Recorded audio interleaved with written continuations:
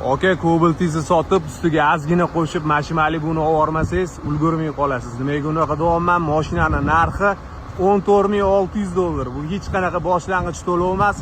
14,600 berasiz, mashina nomingizga o'tadi. 2020-yilda ishlab chiqarilgan mashina zo'r holatda. Yaxshi katta 19 razmerda diskalar qo'yilgan.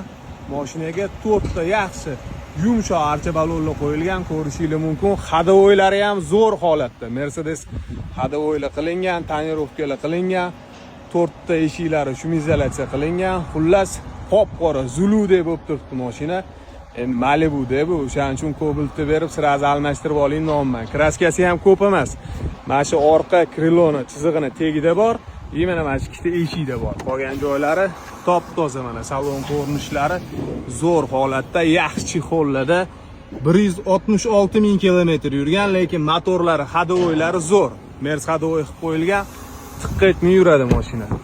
Orqa salon ko'rinishlari ham dodda holatda. Xullas, haydashga tayyor.